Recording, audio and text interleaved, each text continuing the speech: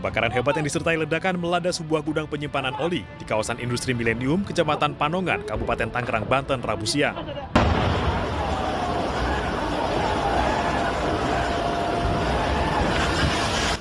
Ledakan yang terjadi beberapa kali membuat sejumlah karyawan dan warga yang berada di lokasi kebakaran panik dan berlarian menyelamatkan diri.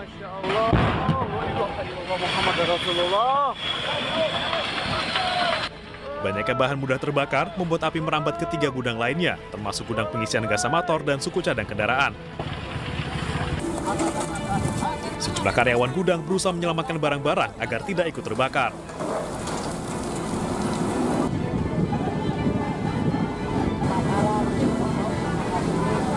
Sembilan mobil dan 40 personel pemadam kebakaran diterjunkan ke lokasi.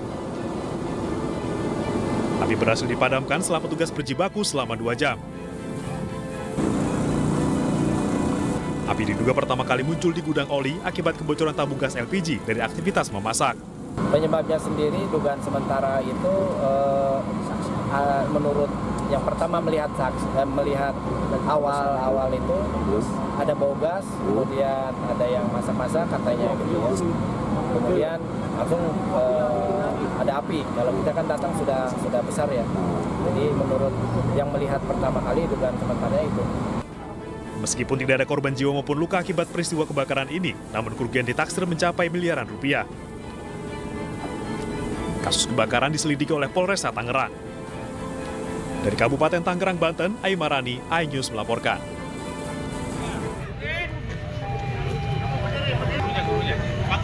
Para pelajar SMP ini menangis, memeluk dan meminta maaf pada orang tuanya masing-masing usai ditangkap aparat Polres Bekasi saat hendak tawuran di Jalan Raya Pilar, Desa Karangasih, Cikarang Utara. Polisi kemudian memanggil orang tua para pelajar ini untuk memberikan efek jerak. Mereka diminta untuk meminta maaf dengan bersujud mencium kaki orang tua mereka dan berjanji tidak akan tawuran lagi.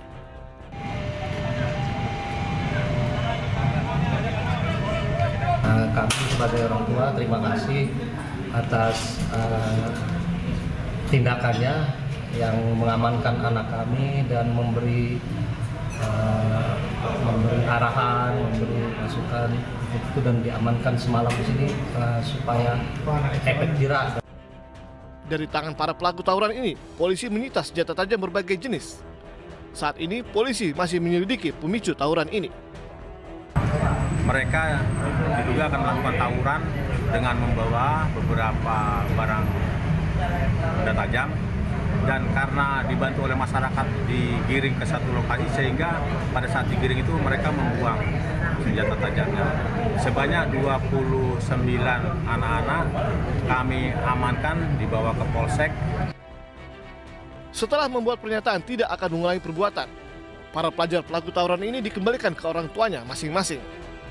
Dari Bekasi, Jawa Barat, Didit Junaidi, iNews melaporkan. Tertiban PKL di kawasan wisata Pantai Purus, Kota Padang berlangsung ricuh. Sejumlah pedagang mengamuk dan menyerang petugas dengan menggunakan parang karena menolak lapak dan barang dagangannya disita petugas.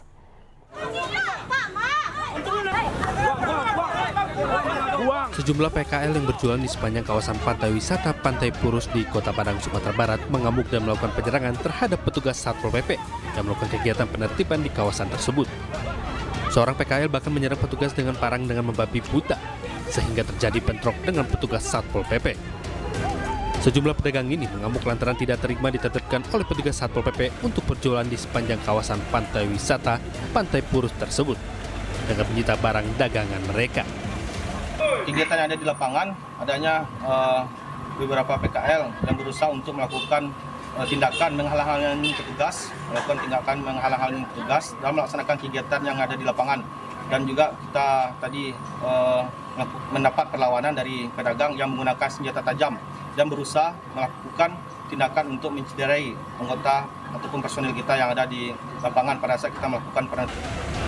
Sebelumnya, Pemko Padang juga telah mengeluarkan surat edaran untuk tidak berjualan di sepanjang kawasan Pantai Purus karena dianggap mengganggu ketertiban dan kenyamanan pengunjung wisata. Dari Padang, Sumatera Barat, Budi Sunandar, iNews melaporkan.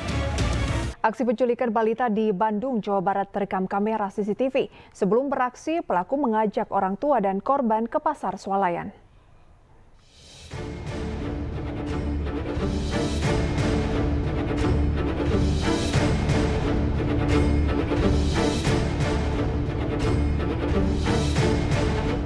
Video CCTV ini merekam saat pelaku berinisial U melakukan aksi penculikan anak balita dari seorang pemulung di kawasan Jalan Aha Nasution, Kota Bandung, Jawa Barat. Pelaku terlihat menghampiri anak beserta kedua orang tuanya yang tengah beristirahat usai mencari barang bekas. Pelaku kemudian mengajak anak beserta orang tuanya pergi dengan mengiming-imingi akan membelanjakan di pasar swalayan.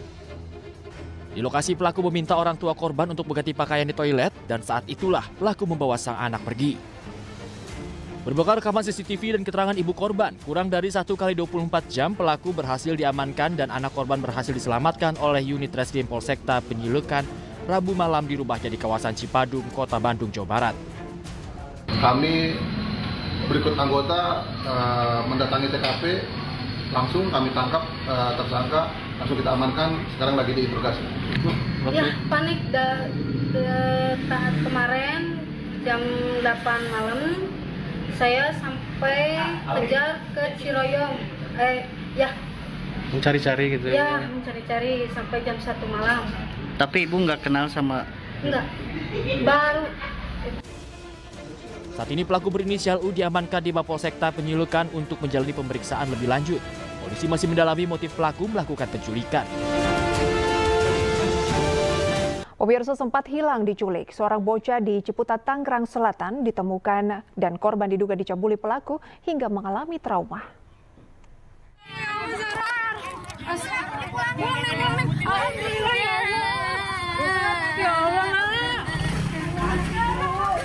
Aha, bocah perempuan berusia 9 tahun ini tak henti menangis saat kembali ke rumahnya di Ciputat, Tangerang Selatan, Banten. Korban sempat hilang dibawa orang tidak dikenal saat pulang les.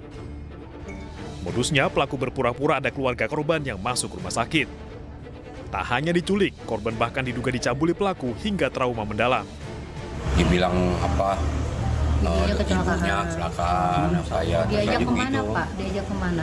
Diajak ya langsung diajak ke sana, ke jalan arah Pamulang. Cuma gambar aja Pak? Cuma gambar aja. Dipulanginnya itu sekitar jam 10-an. Di mana Pak? Dekat SMP Negeri 23 depan itu. Di depannya? Ya, di depan pulang. Kita lagi rame-rame di sini. Oh, lagi rame-rame, lagi nyari itu ya? Lagi nyari.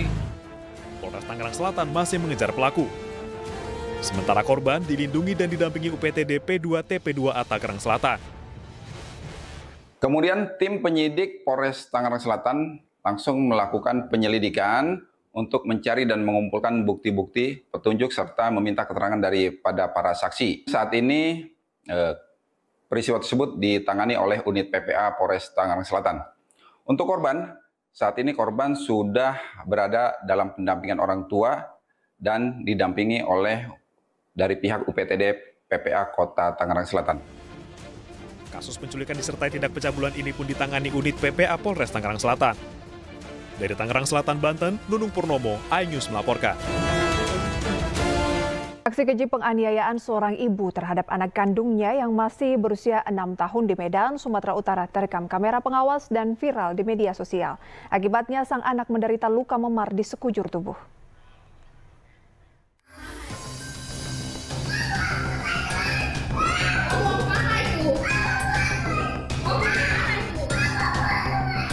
Aksi penganiayaan keji ibu terhadap anak kandungnya yang terekam kamera pengawas viral di media sosial.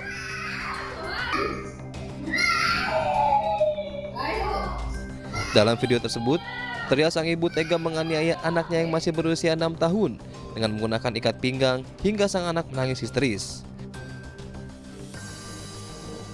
Bahkan, ibu muda ini juga tega menginjak-injak tubuh anaknya meski sudah menangis kesakitan dan meminta ampun. Akibat penganiayaan tersebut, korban menderita luka memar di sekujur tubuh. Kejadian ini berhasil terungkap atas laporan dari guru pribadi sang anak setelah mengeluh sakit akibat dianiaya ibunya.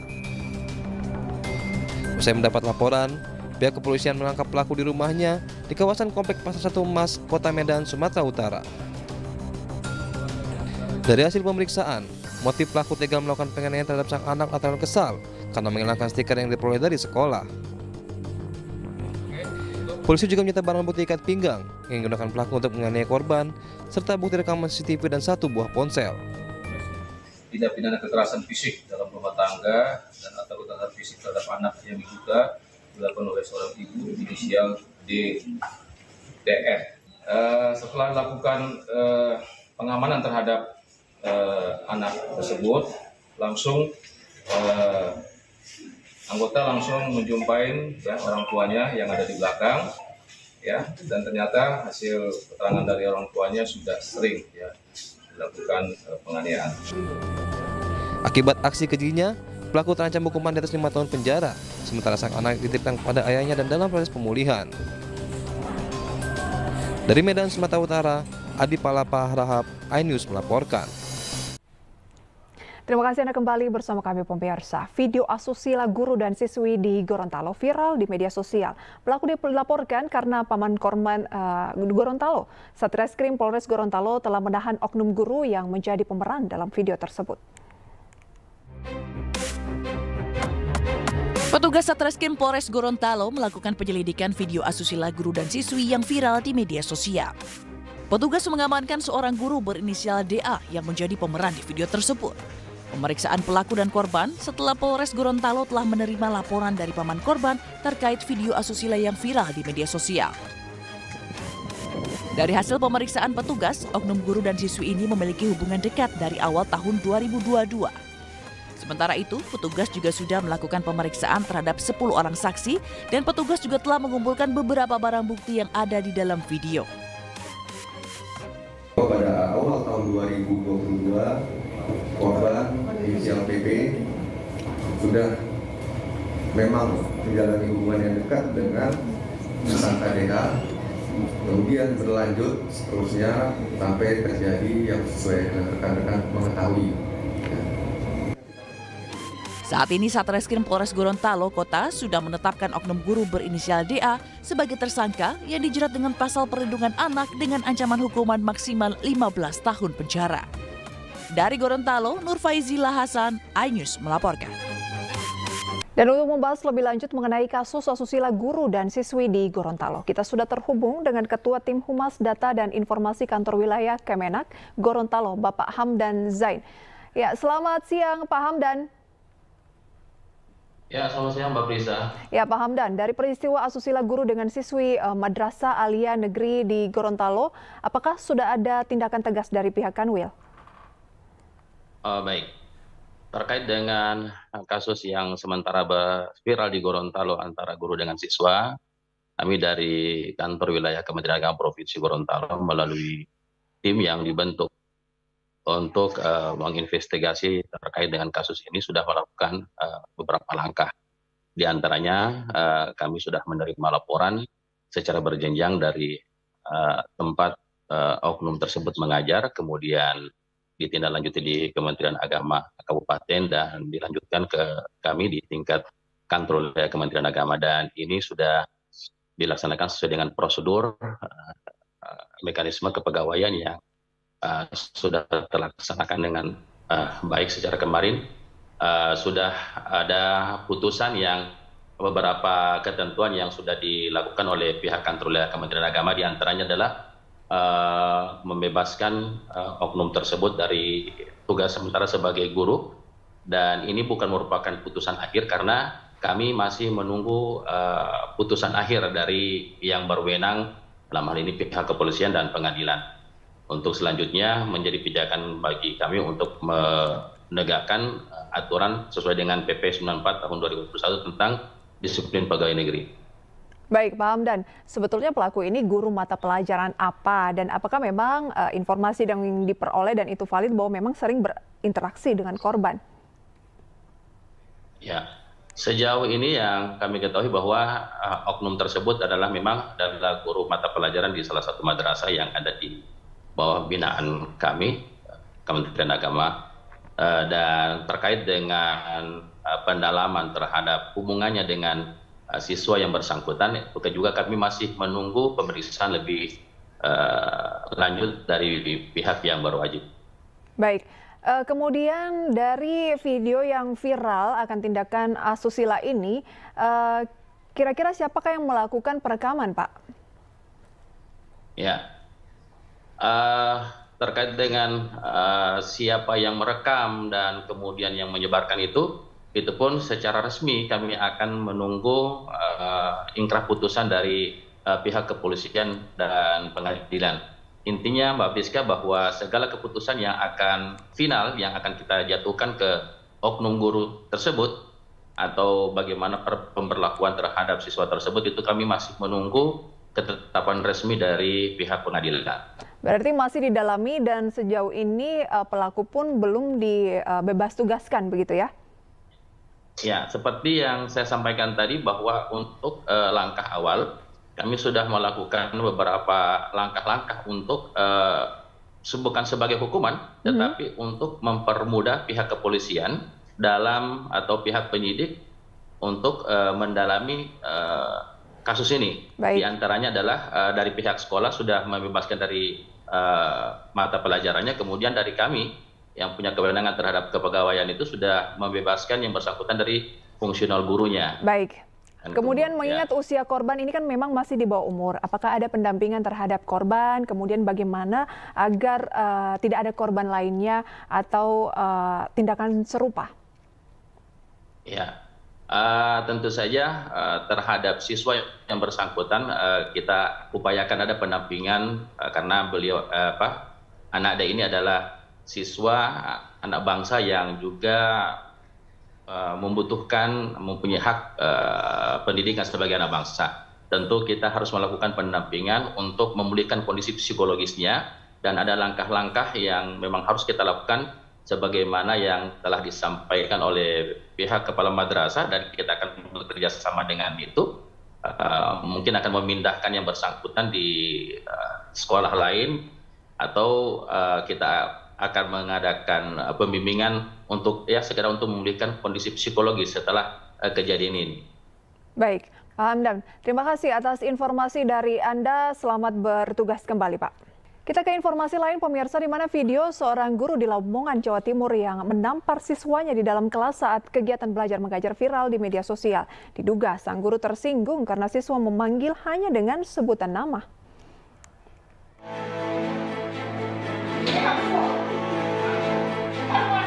Diduga seorang pelajar di dalam kelas merekam aksi seorang guru perempuan yang menampar siswanya saat proses belajar mengajar pelajaran bahasa Indonesia berlangsung. Kejadian terjadi di SMP Negeri Kembang Bahu, Lamongan, Jawa Timur. Pasca viral, Dinas Pendidikan Kabupaten Lamongan melakukan aksi mediasi dengan mempertemukan kedua belah pihak, yakni orang tua korban dan guru bersangkutan.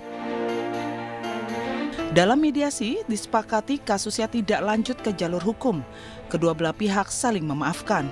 Kronologisnya bermula saat siswa dengan nada tidak sopan memanggil guru bahasa Indonesia tersebut hanya dengan namanya saja, tanpa ada sebutan kata Bu di depan namanya. Tentu saja kondisi ini memancing emosi guru dan berakhir dengan tindakan kekerasan.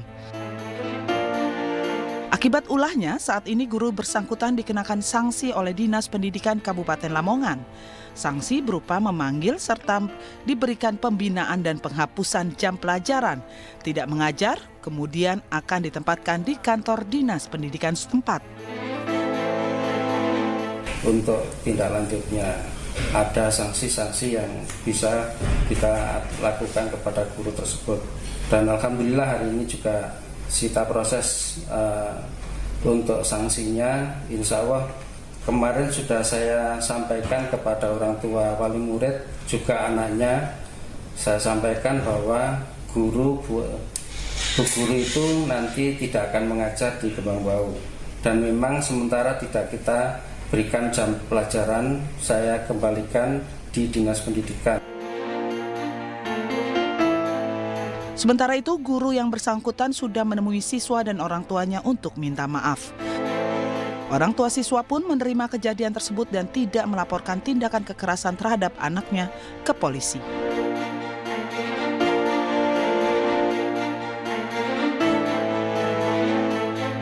Oknum anggota DPRD Kota Depok dilaporkan ke Polres Metro Depok atas dugaan pencabulan terhadap siswi SMP berusia 15 tahun.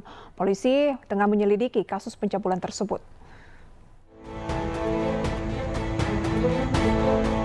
Polisi tengah menyelidiki kasus dugaan pencabulan yang diduga dilakukan oleh seorang anggota DPRD Kota Depok terhadap anak berusia 15 tahun.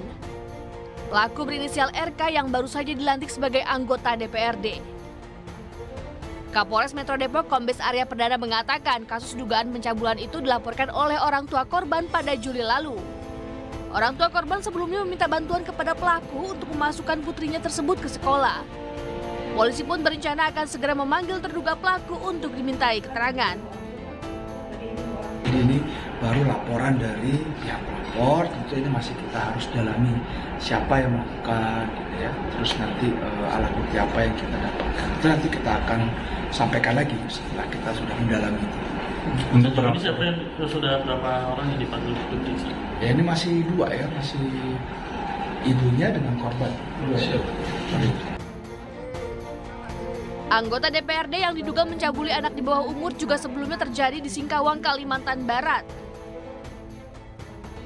Herman, tersangka kasus pencabulan anak di bawah umur, dilantik sebagai anggota DPRD Kota Singkawang. Herman bahkan mengikuti seluruh rangkaian pelantikan dengan didampingi keluarga dan kuasa hukumnya. Sebelumnya, Herman sudah ditetapkan sebagai tersangka oleh Polres Singkawang atas dugaan kasus pencabulan terhadap anak di bawah umur. Kuasa hukum Herman, Akbar Hidayatullah, mengatakan kliennya sedang mengalami pembengkakan jantung sesuai dengan hasil pemeriksaan dokter dari Rumah Sakit Harapan Kita. Pihaknya juga membantah kliennya melakukan perbuatan asusila tersebut. Herman dilaporkan oleh orang tua korban didampingi LBH Raka pada bulan Juli 2024 lalu di Mapores Singkawang. Penetapan tersangka sudah melalui pemeriksaan keterangan korban, saksi ahli hingga hasil visum dan gelar perkara. Dari Depok dan Singkawang, Iyung Rizky Kurnia, iNews melaporkan. Informasi lain pemirsa, kericuhan pasca laga Persib lawan Persija Senin lalu di Stadion Sijalak Harupat, Kabupaten Bandung, Jawa Barat berbuntut panjang. Dalam insiden tersebut 8 steward atau petugas lapangan terluka dan 1 supporter pengeroyok steward ditangkap.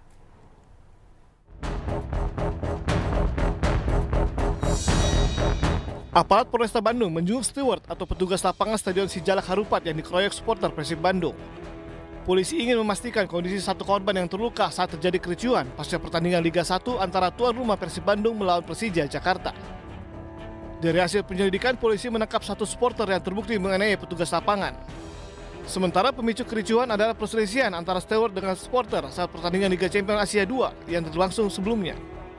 Dan saat ini kami sedang melakukan penyelidikan terhadap para supporter yang melakukan tindakan kekerasan. Beberapa sudah kami identifikasi dan beberapa orang sudah kami tangkap. Ada berapa orang? Sementara masih 1 yang ditangkap, yang lain masih melakukan pengejaran. Sementara itu, perwakilan supporter Persib meminta maaf ke korban. Namun meski sudah memaafkan, korban tetap meminta agar kasus ini diusut tuntas secara hukum. Untuk ke depan yang mungkin saya harapkan tidak ada terjadi lagi lah ya. Soalnya ini kan juga Persib itu besar ya, nama Persib itu udah dikenal besar. Jadi kalau saya harap jangan sampai dirusak atau dicederai dengan supporter dari kita sendiri, Bobotoh sendiri malah yang merusak. Mewakili teman-teman Bobotoh meminta maaf secara langsung kepada korban. Dan kita juga turut bersimpati karena kita juga merasa tindak kekerasan memang tidak bisa dibenarkan. Dan alhamdulillah kita juga memberikan apresiasi kepada Kapolres dan jajaran pada saat pertandingan bisa mengendalikan situasi dengan cepat, tidak terlalu represif. Sebelumnya, usai laga yang digelar di Stadion Sijalak Harupat pada 23 September lalu, terjadi kericuhan di dalam stadion. Ratusan supporter mengamuk dan sejumlah steward dianiaya. Akibatnya, 8 steward terluka dan 1 diantaranya terluka hantaman benda tumpul di punggung dan kepala. Dari Bandung, Jawa Barat, Yuan Pangestu, iNews melaporkan. Anda kembali menyaksikan iNews Siang. 2 masa pendukung pasangan calon wali kota dan wakil wali kota Serang, Ratu Ria dan Syafruddin terlibat bentrok. Peristiwa ini terjadi saat pengundian nomor urut pasangan calon Pilkada Kota Serang 2024 yang diselenggarakan KPU Kota Serang.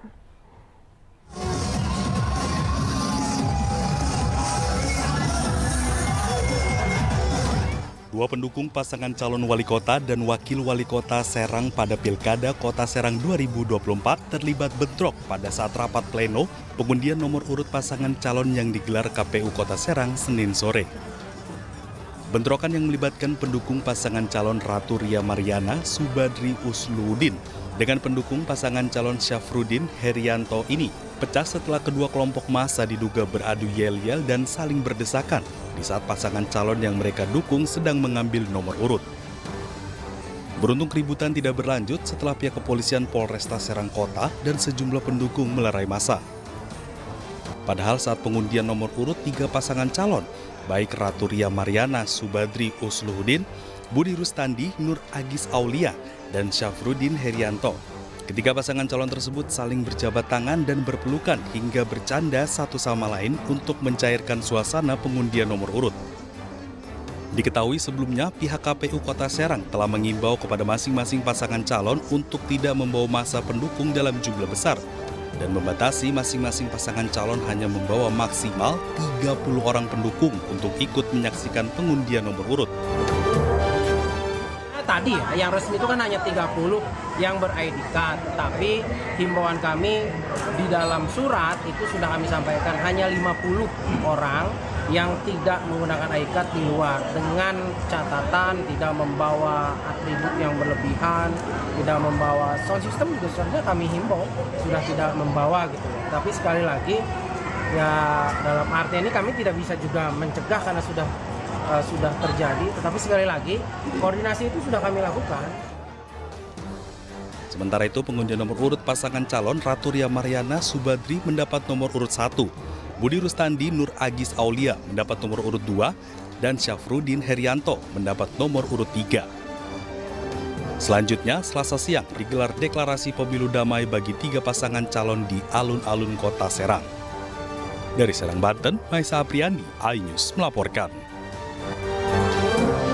Menteri Pertahanan sekaligus Presiden terpilih Prabowo Subianto tiba di Kompleks Parlemen Senayan, Jakarta Rabu siang. Kehadiran Menhan untuk mengikuti rapat kerja terakhir Kementerian Pertahanan bersama Komisi 1 DPR RI. Prabowo tiba di gedung DPR mengenakan kemeja putih dibalut jas hitam dan langsung disambut Wakil Ketua Komisi 1 DPR Sugiono. Prabowo kemudian langsung bergegas menuju ruang rapat Komisi 1 DPR. Komisi 1 DPR menggelar raker bersama Prabowo Subianto sebagai Menteri Pertahanan.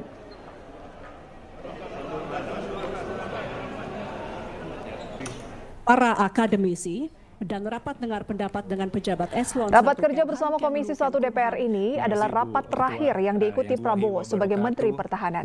Prabowo akan dilantik sebagai Presiden terpilih pada 20 Oktober 2024 mendatang.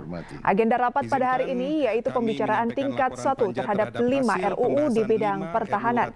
Selain Prabowo, rapat juga dihadiri Menteri Hukum dan HAM Supratman Andi Atga serta Menteri Luar Negeri Retno Marsudi. Kehadirat Tuhan Maha Besar, Allah juga mohon maaf apabila dalam pekerjaan saya selama 5 tahun sebagai Menteri Pertahanan ada sesuatu yang mengecewakan saudara-saudara kalian. Tetapi saya ingin saudara-saudara yakin bahwa niat saya semata-mata adalah untuk menjaga kepentingan dan kedaulatan bangsa Indonesia.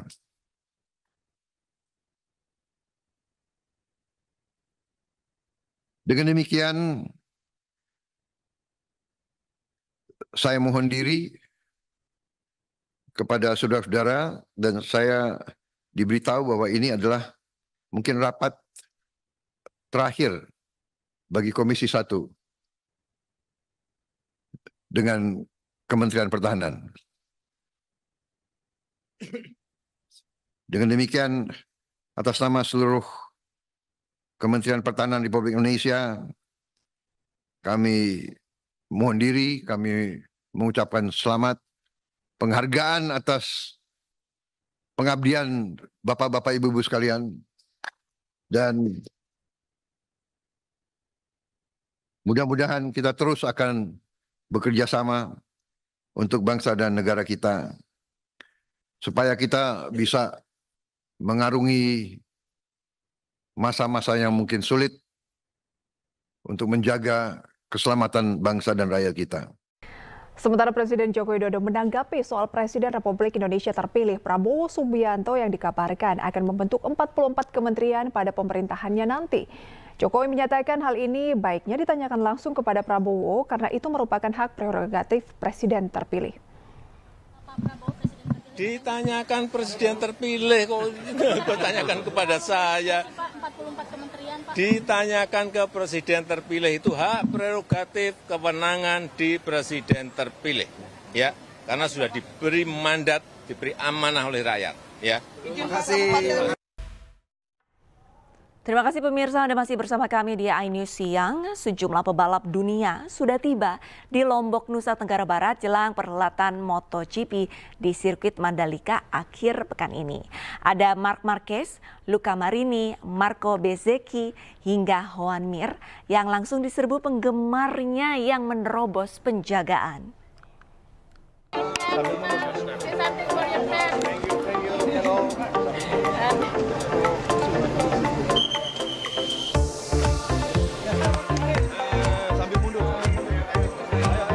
Setibanya di Bandara Lombok, sejumlah pebalap top seperti Marc Marquez, Luca Marini, Marco Bezzecchi, dan Joan Mir langsung diserbu penggemar saat hendak masuk ke kendaraan yang akan mengantar mereka. Para penggemar antusias dan berusaha menerobos agar bisa mendekat, meminta foto bareng dan hingga tanda tangan dari para pebalap top dunia ini. Say something for your fans in Indonesia. Pak, How about your target? Target for your race. Target for your race. Marquez. Apa harapannya kepada Marquez? Ya, mudah-mudahan untuk MotoGP di Lombok ini dia dapat podium 1. Biasanya jatuh terus ya? Iya, biasanya jatuh kan. Tapi mudah-mudahan sekarang dapat. Nanti nonton nggak Pak? Iya, biasanya nonton. Di dia sama Binder sama Miller. Ya sama Miller ya. Mas sengaja nunggu sini ya? Iya. Dari kapan nunggu pembalap? Mulanya kan mau tukar tiket. Bilang teman yang di Palu tuh dia tukerin tiketnya.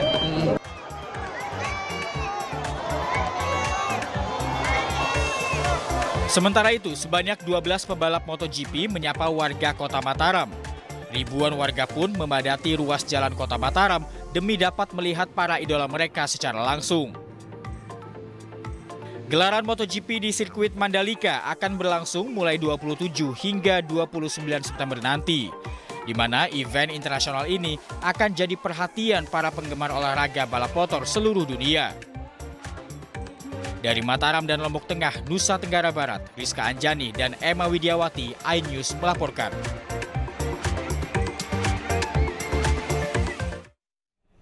Pemirsa, Mansion Sports 9 Ball Open Turnamen 2024 telah menyelesaikan pertandingan babak 64 besar. Sebanyak 32 pemain yang meraih kemenangan pun telah mengamankan tiket ke babak selanjutnya.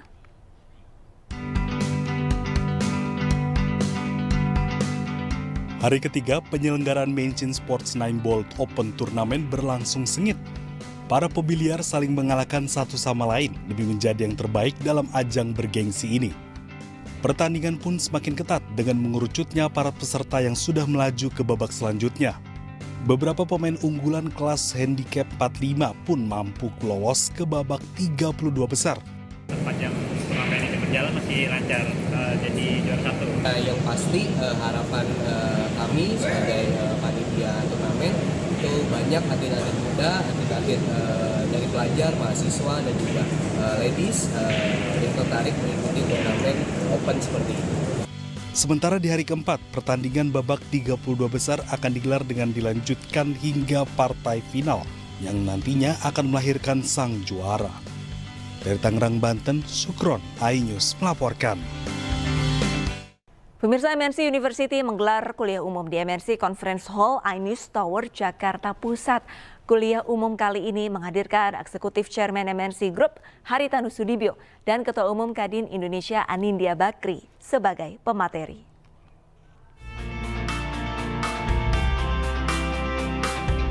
Bertajuk Resilient Character of Young Generation, Integrating Moral Values and Professionalism, MNC University kembali menggelar kuliah umum di MNC Conference Hall, iNews Tower, Jakarta Pusat. Kuliah umum ini menghadirkan dua pemateri utama, yakni Eksekutif Chairman MNC Group Haritanu Sudibyo dan Ketua Umum Kadin Indonesia Anindya Bakri. Keduanya membakar semangat mahasiswa agar mampu memiliki karakter yang tahan terhadap tantangan dan bangkit setelah mengalami kegagalan. baik saat menjadi mahasiswa atau nanti ketika terjun ke industri pekerjaan. Kita harus punya integritas. Integritas sangat penting. Banyak orang tidak konsisten dari apa yang dikatakan dengan apa yang diperbuat. Ya. Ini nanti saya berikan satu contoh pengalaman. Ya, karena integritas itu membangun trust dan reputasi. Kami juga mampu berkomunikasi. Banyak orang pintar, tapi tidak bisa komunikasi. Akhirnya tidak bisa bekerja sama. Dan itulah yang membutuhkan kolaborasi bersama. Dan tadi seperti disampaikan sebelumnya, karakter sangat penting. Acara ini digelar untuk memberikan bimbingan dan gambaran kepada para mahasiswa MNC University ketika nantinya akan berkarir di dunia kerja. Dan ini sangat penting karena tentunya untuk mahasiswa di kemudian hari ketika mereka berkarir, ketika mereka bekerja, dan bahkan sekarang ketika mereka juga duduk di bangku perkuliahan memiliki karakter yang resilient itu sangat penting. Ini bagian dari program kita di mana kegiatannya salah satunya adalah kuliah umum dengan menghadirkan high profile speaker yang memang direferensikan oleh Bapak Hari sendiri. MNC University rutin menggelar kuliah umum dengan menghadirkan sejumlah narasumber berpengalaman yang diharapkan bisa memacu semangat para generasi muda untuk meraih kesuksesan. Dari Jakarta, Esra Ambarita, Damar Wicaksono, iNews melaporkan.